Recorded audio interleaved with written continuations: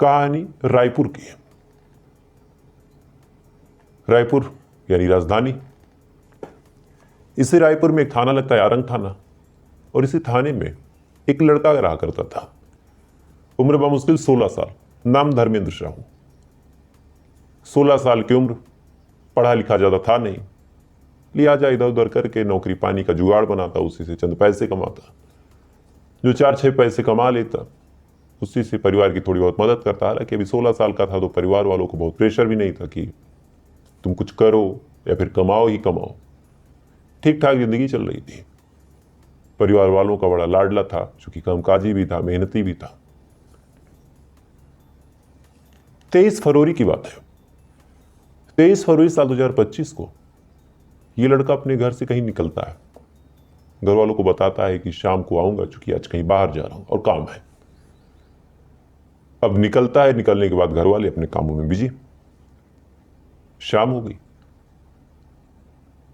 शाम होने के बाद अब इधर जो लड़का था यानी धर्मेंद्र साहू लौट के आया नहीं, तो परिवार वाले थोड़े से परेशान हुए। फिर उन्हें लगा कि चलो लड़कों की छुट्टियां खत्म हुई है, यानी छुट्टियां शुरू हुई हैं और लोग बिजी हैं। दूसरे में होली का भी टाइम आ रहा, तो लोग छुट्टियों पे घर आए हैं तो कहीं बिजी होगा। लिहाजा परिवार वालों ने इग्नोर किया। लेकिन रात हो गई। जब रात हुई तो उन्होंने फोन किया।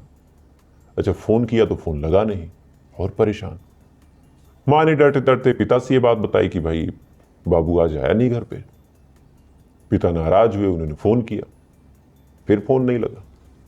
अब पिता भी थोड़ा सा परेशान, गुस्सा और चिंता दोनों का मिला जुला संगम। आसपास के दोस्तों को फोन किया कि क्या धर्मेंद्र को किसी ने देखा है। जब आसपास के दोस्तों को फोन किया तो आसपास के दोस्तों ने भी बड़ा साफ इनकार किया और कहा कि नहीं, हमने तो नहीं देखा। अब पिता काफी परेशान, क्योंकि अब तक एक नाराजगी थी, लेकिन धीरे धीरे जब धर्मेंद्र का पता नहीं चला तो चिंता हुई।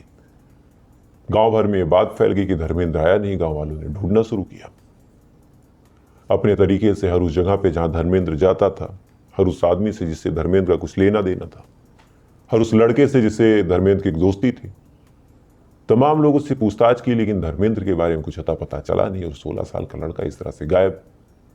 पूरा परिवार दुखों के पहाड़ों तले दबा गया। पूरी रात गुजर गई।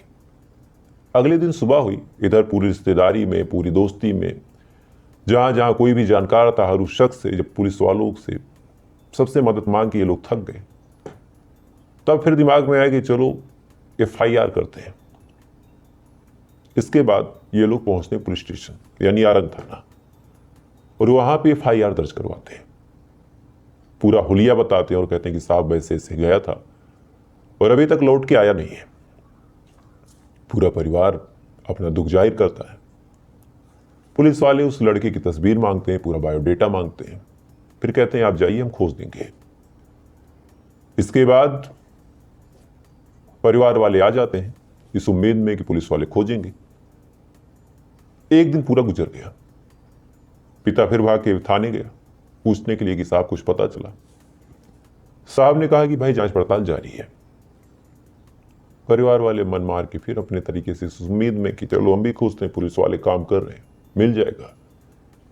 दिमाग में यही ख्याल था कि शायद किसी बात पे नाराज हो कि लड़का कहीं भाग गया। इससे ज्यादा क्या ही ख्याल में आएगा। फिर परिवार वाले खोजते हैं, फिर पुलिस थाने जाते हैं, कहते हैं साहब कुछ पता चला। पुलिस वाले फिर यही कि भाई खोजबीन जारी है। देखते ही देखते हफ्ते भर बीत गए और पूरा फरवरी महीना गुजर गया। मार्च आ गया।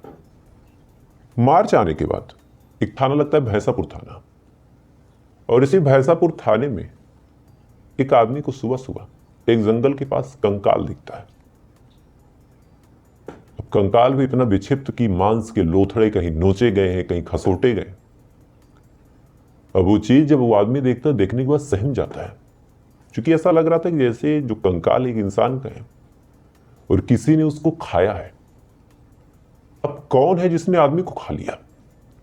आदमी घबरा गया। घबराने के बाद उसने गुहार लगाई। आसपास के तमाम लोग आए, जो भी देखे। देखने के बाद सन्न कि भाई किसी ने कंकाल ऐसे नोचा खसोटा है, कत्ल किया है, क्या है कुछ पता नहीं। मामला पुलिस तक गया। पुलिस आती है। आने के बाद पुलिस वाले जब देखते हैं, उनको भी सेम चीज, कि एक लाश और उसको नोचा गया है, कंकाल पूरा। तस्वीरें खींची गई, लोगों ने सोशल मीडिया पर डालना शुरू किया। इधर पुलिस वालों ने बॉडी को अपने कब्जे में ली, उसको पोस्टमार्टम के लिए भेजा। क्या करें अब? इधर पूरे इलाके में चर्चा का विषय कि एक आदमी उसका कंकाल और किसी ने उसको खा लिया। गांव का मामला, लोगों ने तरह तरह की बातें सोची कि यहां कोई आदमखोर तो नहीं है, नरभक्षी तो नहीं है। बच्चों को कमरे में बंद किया जाना शुरू हो गया। इधर तस्वीरें वायरल होते होते आरंग थाने पहुंची। पहुंचने के बाद परिवार वालों तक पहुंची। जब परिवार वालों तक पहुंची तो उन्होंने फिर सोचा कि चलो देख ही ले भाई, बॉडी से तो शिनाख्त पॉसिबल नहीं थी। लिहाजा जब पुलिस वालों ने कपड़े दिखाए, तब परिवार वाले उस कपड़े को देखते हैं और देखने के बाद रोने लगते हैं, क्योंकि ये कपड़े किसी और के नहीं, उन्हीं के बच्चे धर्मेंद्र साहू के थे।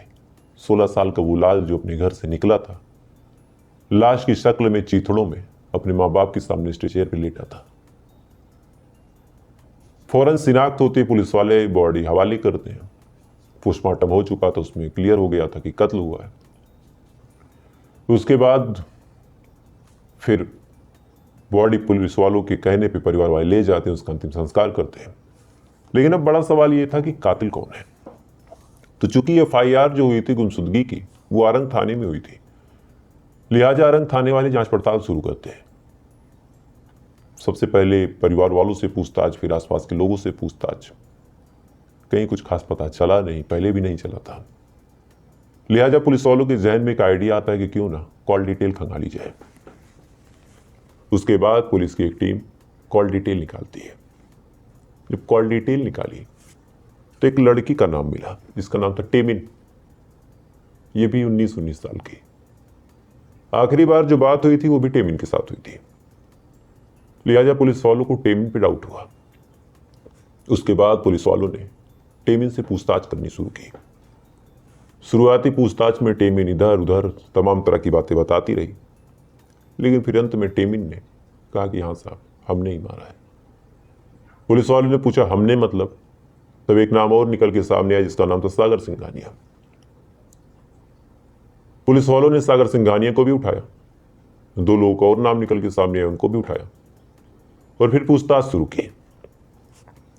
शुरुआती पूछताछ में इधर उधर ये लोग कहानी बताते रहे, लेकिन धीरे धीरे जैसे जैसे वक्त आगे बढ़ा, पुलिस की शक्ति बढ़ी। इन्होंने अपना मुंह खोला और पूरी कहानी शीशे की तरह साफ कर दी। और ये कहानी इतनी भयानक थी कि इसको सुनने के बाद तमाम लोग सदमे में थे। और यहीं से कहानी 1 साल पहले पहुंच जाती है। 1 साल पहले यही जो धर्मेंद्र साहू था, किसी काम के सिलसिले में अपने एक रिश्तेदार के घर गया था, यानी टेमिन के गांव। वहीं पे इसकी मुलाकात टेमिन से हुई। टेमिन इसको देखती है, टेमिन को देखता है। दोनों एक दूसरे को आंखों ही आंखों पसंद कर लेते हैं, आंखों ही आंखों में इजहार होता है। इसके बाद टेमिन जो है धर्मेंद्र साहू को अपना नंबर देती है। धर्मेंद्र साहू को नंबर देती है। नंबर देने के बाद धर्मेंद्र साहू फोन करता है। दोनों घंटों घंटों बातचीत करने लगते हैं। प्यार भरी बातें होती, फिर धीरे धीरे दोस्ती प्यार में बदल जाती है। तमाम चीजें बिल्कुल ठीक चल रही थी, लेकिन इसी दौरान एक और शख्स था, जिसका नाम था सागर सिंघानिया। जब सागर सिंघानिया को इसके बारे में भनक लगती है, क्योंकि सागर सिंघानिया भी टेमिन का बॉयफ्रेंड था, तो सागर सिंघानिया टेमिन के पास फोन करता तो फोन बिजी जाता। अब शुरू में टेमिन ने इधर उधर की कहानियां तो बताई, लेकिन वक्त के साथ साथ सागर को भी डाउट हुआ। उसने कहा कि अगर तुम सही नहीं बताओगी तो मैं तुमसे रिश्ता तोड़ दूंगा। अब रिश्ता टूटने की बात आई तो भाई टेमिन डर गई। उसको लगा कि यार ये तो मेरा पुराना बॉयफ्रेंड है, यानी इसको भी रखना है, उसको भी रखना है। तो फिर डिसाइड करना पड़ा कि किसको रखना है। तो फिर टेमिन ने कहा कि मैं तुम्हें ही रखूंगी सागर। सागर ने कहा ऐसे नहीं, तुम उस लड़के को बुलाओ, उसको हम मारेंगे। इसने कहा ये क्या बात है? उसने कहा नहीं, अगर तुमको रिश्ता रखना है तो तुमको उस लड़के को बुलाना पड़ेगा। अब ये बात जब टेमिन सुनती है तो कहती ठीक है, बुला दूंगी। टेमिन धर्मेंद्र को फोन करती है और कहती है कि अच्छा सुनो, मुझे तुमसे मिलना है।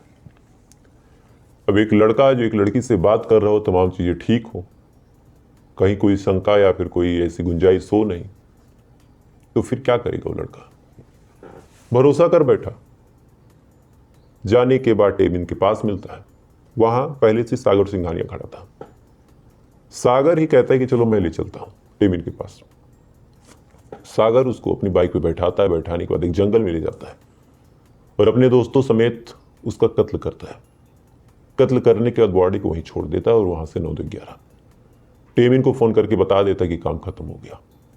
टेमिन को भी इस बारे में पूरी जानकारी थी। उसने ही अपना जाल फेंका कि आओ मैं तुमसे मिलना चाहती हूं। बॉडी वहीं छूट गई। मामला सुनसान था, वहां कोई आता जाता नहीं था।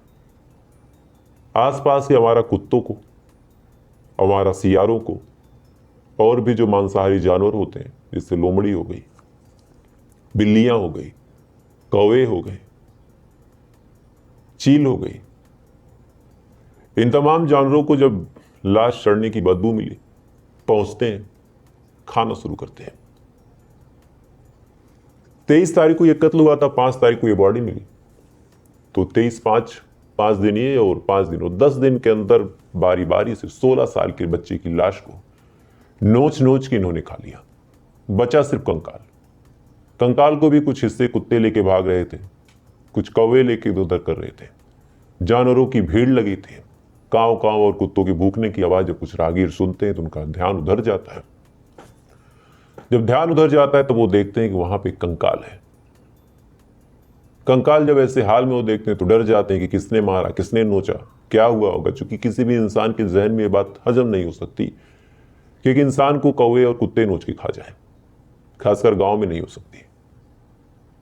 डर गए। डरने के बाद फिर मामला पुलिस में गया और तब जाके इस पूरे मामले की खुलासा हुआ। तो आप सोच के देखिए, एक लड़का एक लड़की पे भरोसा करता है, भरोसा करने के बाद उससे मिलने चला जाता है। और इससे भी पहले थोड़ा सा आप जाइए तो एक लड़की को एक लड़का पसंद आता है। पसंद आने के बाद बातचीत करने के बाद उसको याद आता है कि अरे मेरा पहले से भी एक बॉयफ्रेंड है, मैं तो कमिटेड हूं। इसके बाद वो लड़की अपने पुराने बॉयफ्रेंड के साथ मिलकर अपने नए लड़के को बुलाती है। बुलाने के बाद उसको सुपुर्दे कर देती है कि भाई जाओ। उसके बाद उस बॉयफ्रेंड का कत्ल हो जाता है और फिर इत्मीनान से बैठी है। तो ऐसे ऐसे लोग हैं। सोचिए 16, 17, 18, 19 साल के आदमी के अंदर इतना कलेजा आज के टाइम में है। 15-20 दिन और होता, कंकाल अगर इधर उधर टूट जाता। अभी तो इकट्ठा था, कभी सर अलग हो जाता, पसलियां अलग हो जाती, जंगलों में चला जाता, फिर काला पीला हो जाता, तो फिर कौन खुद सुलझाता मामला। कपड़े गायब हो जाते, कुत्ता लेके भाग जाता, तो फिर कैसे सुलझता। और फिर ये लोग आराम की जिंदगी जीते और शायद किसी तीसरे का भी शिकार बनाते, चूंकि उस लड़की की इबादत हो जाती कि मैं बॉयफ्रेंड बनाऊंगी और फिर सागर की आदत होती कि मैं मार दूंगा। दोस्तों, अगर आपने अभी तक चैनल को सब्सक्राइब नहीं किया है, प्लीज सब्सक्राइब कर लीजिए। धन्यवाद।